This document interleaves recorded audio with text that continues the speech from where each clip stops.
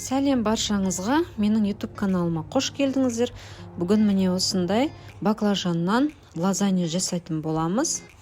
Ең алдымен бізге 3-4 баклажан қажет болады. Баклажанымызды осылай ұзынша етіп турап аламыз. Енді баклажанның бетіне жағатын майымызды дайындап аламыз. Мына жерде менде сұйық май, тұз қосамын, қара бұрыш қосамын, жақсылап араластырып аламыз. Егер баклажан сіздерде қыстық баклажан болатын болса, бірденен пайдалана берсеңіздер болады.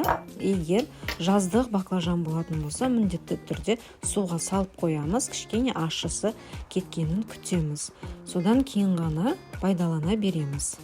Противенге міне осылай пергамент төсеп, баклажанымыздың бәрін тізіп шығамыз. Дайындап алған майымызды баклажанымыздың екі бетіне жақсылап жағып шығамыз. Міндетті түрде екі жағына да жағып шығу керек. Майымызды толығымен жағып шыққан соң духовкаға жібереміз 200 градуста қызарғанша.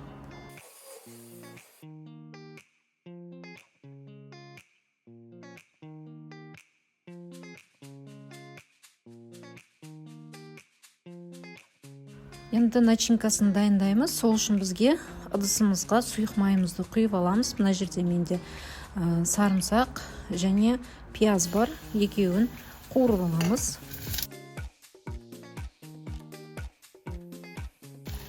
Пияз бен сарымсақтың үстіне томат пастасын қосамыз. 1 шай қасық жақсылап араластырамыз.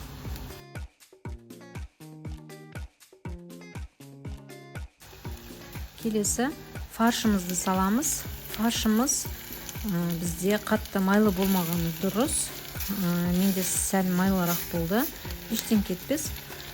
Жақсылап қуырып аламыз.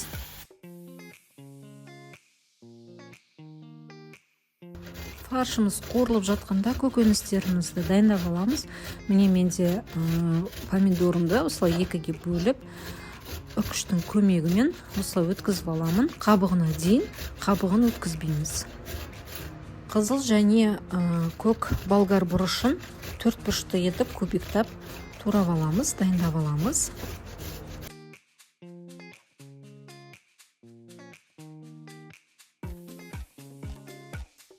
Фаршымызды кішкене қуырып алған соң, міне менде қызыл және жасыл болгар бұрышы бар. Міне осыларды қосамыз. Жалпы кез келген болгар бұрышын қоса беруге болады. Сары болсын, қызыл болсын, міндетті емес. Бәрімен де дәмді болып шығады. Жақсылап қуырып аламыз. Келесі міне үкіштен өткізген помидорымызды салып, тағы да жақсылап араластырып қуырамыз.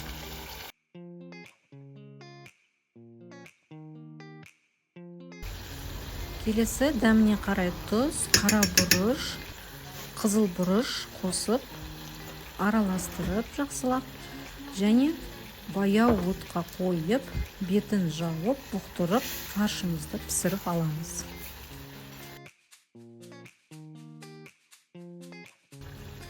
Міне біздің фаршымыз пісуге аз қалды. Осылай бұрқылдап қайнап жатқан кезде бір ас қасық ұнымызды қосып жібереміз. Он бізде фаршымызды кішкене қоюлатады. Қазір баклажанымызға салған кезде фаршымыз жан-жағына қарай ағып кетпес үшін оны салып, осылай кішкене қоюлатып аламыз.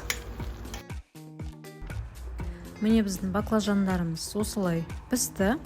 Енді салмасын салатын боламыз. Жаңағы қуырып алған фаршымызды осылай үстіне қойып шығамыз.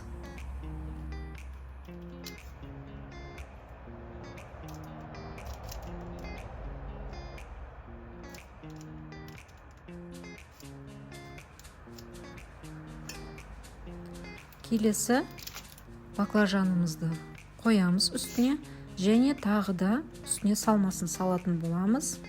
Ол салманың үстіне тағы да бір баклажанымызды қоятын боламыз. Егер сіздер қатты биік болған қаламасаңыздар, дәл осылай қалдырып қойсаңыздар болады.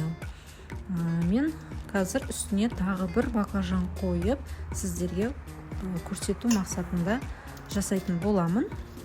Баклажанымды қойып үстінен тағы да салма саламын және оның үстінен сырымды салып тағы да сырымыз қызарғанға дейін духовкада ұстайтын боламыз.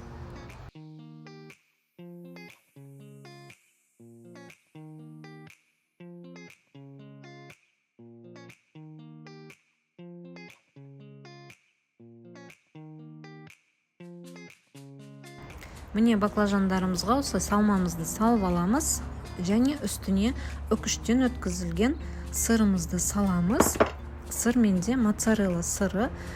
Духовкада сырымыз қызарғанға дейін ұстаймыз. Міне біздің баклажандарымыз осындай болып пісті. Біздің лазанья тамағымыз дайын. Мен гарнирге күріш жасаған болатынмын. Міне осылай салатпен бірге ұсынатын боламын. Өте дәмді, өте керемет тамақтардың бірі. Міндетті түрде жасап көріңіздер және менің каналыма тіркелуді ұмытпаңыздар. Сау болыңыздар.